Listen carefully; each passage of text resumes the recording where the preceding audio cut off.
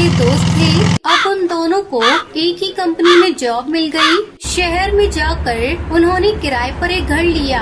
अरे यार, हमने सारा घर तो सजा लिया, मगर फिर भी हमारे लिविंग रूम की एक दीवार खाली सी लग रही है। इसलिए मैं सोच रहा हूँ यहाँ हम एक बड़ी सी पेंटिंग लगाएंगे। एक दिन ऑफिस से वापस आते हुए कालू ने बूढ़े तोते को रास्ते पर कुछ पेंटिंग बेचते हुए देखा। उनमें से एक पेंटिंग उसे बहुत पसंद आई और वो उस पेंटिंग को घर ले आया। अरे कालू, ये पेंटिंग मुझे कुछ अजीब सी लग रही है। इसमें दो खूबसूरत बच्चे तो हैं, लेकिन ये पेंटिंग पूरे लाल रंग से बनी है और इसमें से बहुत बुरी बदबू आ रही है, जैसे किसी लाश की हो। तभी कालू बंटी से कहता है, मुझे ये पेंटिंग काफी अच्छी लगी, इसलिए मैं इसे घर ले आया। इसका कलर कुछ अलग है, ये हमारे लिविंग रूम में बहुत अच्छी लगेगी। ये कहकर वो दोनों लिविंग रूम में वो पेंटिंग लगा देते हैं। तभी रात में एक चिड़िया का साया उस पेंटिंग के सामने खड़े होकर रो रहा था।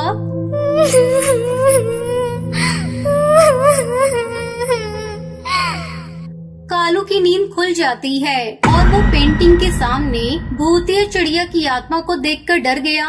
कौन हो तुम और हमारे घर के अंदर कैसे आई? मैं तुमसे बात कर रहा हूँ, कौन हो तुम? ये पेंटिंग मेरी है। इस पेंटिंग को अपने घर लाने की तुम्हारी हिम्मत कैसे हुई? अब गलती की है तो उसकी सजा तो जरूर मिलेगी।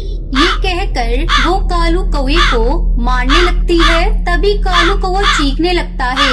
उसकी आवाज सुनकर बंटी की नींद खुल जाती है। अरे, ये कालू की आवाज है, जरूर कुछ तो गड़बड़ है। ये कहकर बंटी कबूतर रूम से बाहर आता है। वो देखता है भूतिया टूनी चिड़िया की आत्मा कालू को मार रही थी। तभी वो उसे बचाने के लिए आगे बढ़ता है। तू भी आ गया।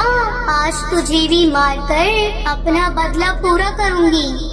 वो कालू को छोड़कर बंटी कबूतर को पकड़ लेती है। तभी कालू किचन की ओर भागता है और माचिस और मिट्टी का तेल लेकर बाहर आता है और पेंटिंग पर डाल देता है। जैसे ही वो आग लगाने वाला होता है, तभी भूतिया टूनी चिड़िया की आत्मा उसे पकड़ लेती है। बंटी, उस पेंटिंग को जला दे। ये सुनते ही बंटी ने पेंटिंग में आग लगा दी। जल रहा है, छोड़ दे, रुक जा, वरना इसका अंजाम अच्छा नहीं होगा। पेंटिंग के साथ जलते ही भूतिया टूनी चिड़िया की आत्मा भी जलकर राख हो गई।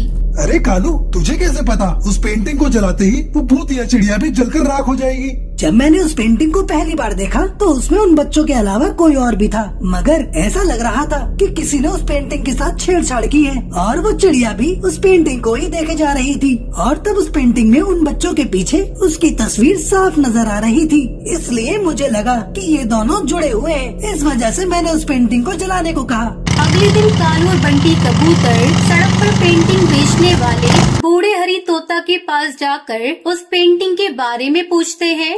मैं ज्यादा कुछ तो नहीं जानता। दरअसल वो पेंटिंग हमारे पड़ोस में रहने वाली एक टूनी चिड़िया ने बनाई थी। उसके पति और बच्चों की मौत हो गई थी जब से पागल हो गई, जिसके बाद वो अपने बच्चों की याद में उनकी एक तस्वीर बनाने लगी, जिसके लिए उसने अपने ही शरीर को घायल करके अपने खून से उस पेंटिंग को बनाना शुरू कर दिया। और यही वजह थी कि उस पेंटिंग से एक अजीब सी बदबू आती। शरीर में खून की कमी से उस चिड़िया की मौत हो गई।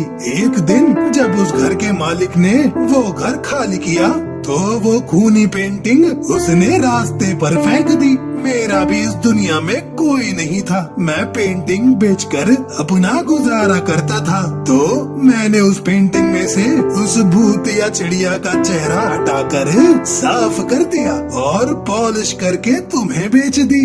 ये बात सुनकर कालू और बंटी कबूतर को बहुत बुरा लगता है और वो कुछ पैसे बूढ़े हरी तोता को देकर वहाँ से चले